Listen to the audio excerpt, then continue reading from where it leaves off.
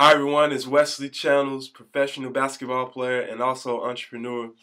And I'm just making this video today to share with you 5 strategies that allowed me to become a professional basketball player.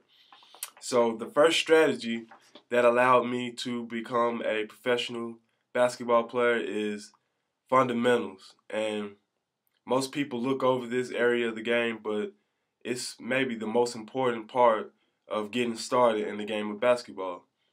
By being fundamentally sound, you will be able to do things more efficiently, and this will help you perform better in the game. So study the fundamentals of the game and make sure that you're fundamentally sound so that you can be more efficient and effective in the game.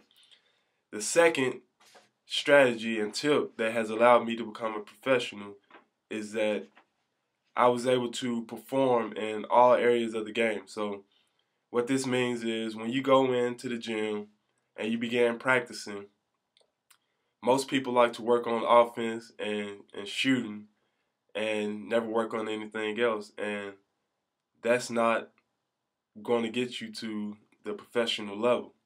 You must be able to perform in all areas of the game. So when you go into the gym, even if it's just a little bit of time, you must work on all areas of the game. So what this means is you must be able to rebound, you must be able to play defense, you must be able to set picks, get your teammates open, you must be able to get yourself open and help your teammates in return get open.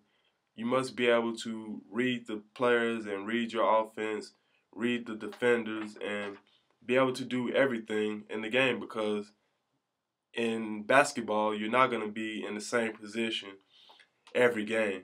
You know, you're not going to the game of basketball is not a routine game where you're just going to sit in the same spot every game and you're going to do the same thing every game. The game changes and you're going to have to be able to do everything. You may have to get that last stop and ultimately allow your team to win by being able to defend this player that has scored 8 times in a row.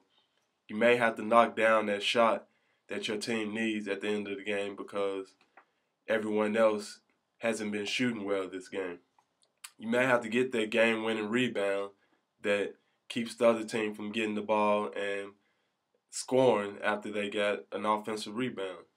You must be able to read the offense and know that they're about to set a pick on you or set a pick on your teammate so that you can let him know what's about to happen so that you won't get scored on. Those are the things that will allow you to take your game above everyone else and ultimately become a professional one day. So the next strategy that allowed me to become a professional basketball player is I was consistent. If you want to become a professional basketball player, you must practice and make this a passion of yours. If it's not a passion of yours and you don't work at it consistently, you won't become a professional basketball player. So I made it a part of my daily routine of life to incorporate some type of thing that's dealing with basketball. If I'm not around the gym or I can't do something with basketball, I look at other people playing basketball. I watch TV and watch basketball. You always want to put yourself in a learning mode and make sure that you're getting better or learning something about the game every day, even if you're not able to go to the gym or do your daily routine, your physical daily routine. You must be able to study the game and be consistent and treat this thing like you want to become a professional basketball player. Anything that you want in life, you must work at it and be consistent at it. So the next strategy of becoming a professional basketball player is to be above average in a particular area. And what this means is, I discussed earlier, you must be able to do all areas of the game and perform in any situation, but certain teams need certain things, and I'm going to give you an example. The Chicago Bulls, the championship teams that had Michael Jordan, uh, Michael Jordan was the scorer, Steve Kerr was a shooter, Tony Kukoc was a scorer. Those people had their roles, and Dennis Rodman was the rebounder. So Dennis Rodman could score. In order to get into the NBA, he was able to score. But the Chicago Bulls needed him to rebound. So Dennis Rodman was known for rebounding. He may be the most effective rebounder in history. And Dennis Rodman can score, but his team needed him to be able to rebound. So I'm saying this, I gave you that example to say that you must be able to do all areas of the game, but a particular team may need you to do a certain thing to be effective for them. And you must be able to be above average in something and be known to be effective in a particular area. Dennis Rodman had his career set up to where everyone knew that he was going to get a certain amount of rebounds every game. His team could count on him to get that 15 rebounds a game. It was understood. And that's how you have to be in a certain area of the game, whether it's defense, rebounding, or shooting. They must be able to count on you for something, and you must be above average to be able to be looked at for a particular area of the game. I'm going to give you a quick example of me personally. Early in my career, when I was younger and beginning in AAU, I was not known to be a scorer. I could score, but my team didn't need me to do that. They needed me to come in and play defense and harass the other team's best player. So that's what I did, and anyone that watched those games and came to see that team practice, if they would have asked, do you think this guy will be a professional basketball player one day? 99% of the people would have said, no, that guy's not going to be a professional basketball player one day. So I'm giving you another example of you must be above average in something. I was above average in defense, and that's what allowed me to get playing time on that team because I wasn't a good scorer like the other players, but I could score, but I wasn't an above average scorer at that time. So by being above average in defense and rebounding at that point in time, that allowed me to master that part of the game, and I was able to work more on becoming a scorer.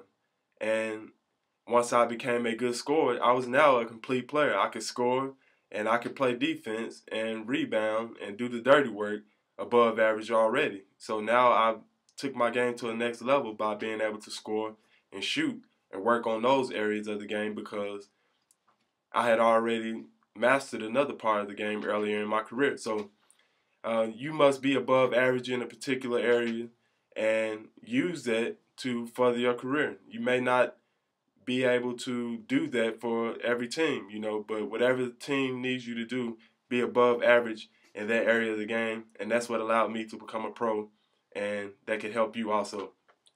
The last strategy that I want to talk to you about is treating yourself like a pro. And what this means is any time that you go to the gym, you want to do a little bit more than what is required of you to do because you want to prepare yourself to become a pro. If your teammates come in late and they only spend a certain amount of time, you want to put in that extra time because you must say to yourself, I want to become a pro. I don't want to stop playing after this season, and I don't want my career to be over, so I'm going to treat this thing like I'm already a pro. And that's very important, and that's what allowed me to ultimately become a pro. My coach told me one day, he asked me if I had any personal goals for my career, and I didn't at that time.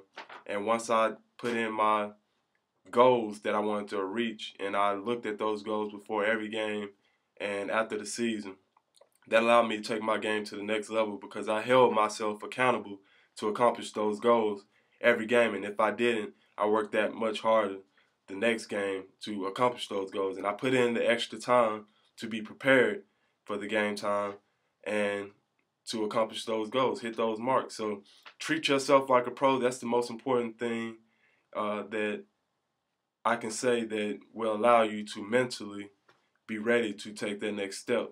And that's what allowed me to do that. Also, by treating yourself like a pro means taking care of yourself, eating, conditioning, doing community service, helping others, sharing your knowledge and what you went through to help others accomplish their dreams also. That's all about treating yourself like a pro. If you take these 5 strategies that I told you about today, I think that you will be able to accomplish your dreams. If I can go pro, anyone can go pro. Take those strategies, accomplish your dreams today.